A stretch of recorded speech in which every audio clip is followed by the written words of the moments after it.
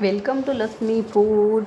સ્વાગત છે તમારું મારી યુટ્યુબ ચેનલમાં. તો ચાલો આજે આપણે બનાવવાના છીએ સરસ મજાની ખાટી મીઠી એવી કેરીની ચટણી. કેરીની ચટણી આપણે બનાવતા હોઈએ છીએ, પણ તમે આ રીતથી બનાવજો, તમારી ચટણી એકદમ સરસ બનવાની છે. અને એકવાર ખાશો તો તમે વારે વારે બનાવીને ખાશો એવી સરસ મજાની આપણે ચટણી બનાવવાના છીએ. તો આ ચટણી બનાવવા માટે આપણે અહીંયા એક જે તોતા કેરી આવે એને લઈ લીધેલી છે. એક કેરીની સામે મેં 3 મીડિયમ સાઇઝની ડુંગળી લીધેલી છે. લીલા ધાણા અને લીલા મરચાં લીધેલા છે. જે મરચી આવે એ મેં 2 લીધેલી છે. આની અંદર આપણે સૂકું મરચું નાખવાના છીએ, એટલે લીલી મરચી 2 જ એડ કરવાની છે. હવે આપણે આ તોતા કેરીને સરસ છોલી લેવાની છે. આવી જે કાચી આવે એકદમ એ કેરી આપણે લેવાની છે. આની જગ્યાએ તમે બીજી પણ કેરી લ્યો તો પણ ચાલે છે.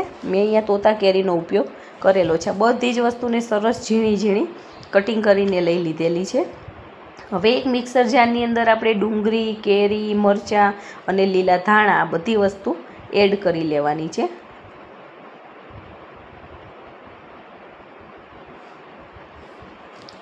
આ ચટણી ખાવાની બહુ જ મજા આવે છે. તમે પણ આવી રીતે બનાવજો અને ટ્રાય કરજો. અને જો તમે મારી ચેનલમાં નવા હોય તો ચેનલને સબસ્ક્રાઈબ કરી દેજો.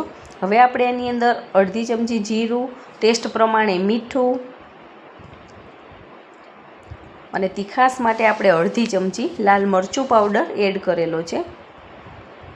અને હું અહીંયા ધાણા જીરું નાખું છું, અડધી ચમચી જેવું. લીલા ધાણા પણ આપણે નાખેલા છે. અને ખટ્ટી મીઠી આપણી ચટણી બને એના માટે આપણે અહીંયા 2 ચમચી ખાંડ લઈ લીધેલી છે. અહીંયા 10 થી 15 સિંગદાણાના દાણા લીધેલા છે, કાચી સિંગદાણા લીધેલા છે. હવે 2 થી 3 ચમચી જેવું જ પાણી આપણે આની અંદર એડ કરવાનું છે, નહીં તો આપણી ચટણી પતલી થઈ જશે. એટલે 2 થી 3 ચમચી પાણી નાખી અને 1 મિનિટ ચલાવી અને આપણે મિક્સરમાં આવી રીતે ગ્રાઇન્ડ કરી લેવાની છે. તો આપણી ચટણી બનીને તૈયાર થઈ ગઈ છે. જો તમારે આને વઘારવી હોય તો તમે આનો રાઈ જીરું તલથી વઘાર પણ કરી શકો છો, પણ મેં વઘાર નથી કરેલો, અમે એમને એમ જ ખાતા હોઈએ છીએ.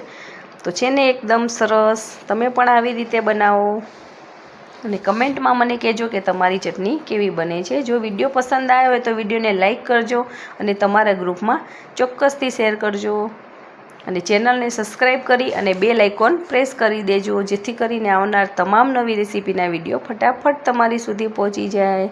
આને આપણે રોટલી, ભાખરી કે પરોઠા સાથે સર્વ કરી શકીએ છીએ. તો છે ને એકદમ સરસ. Thank you.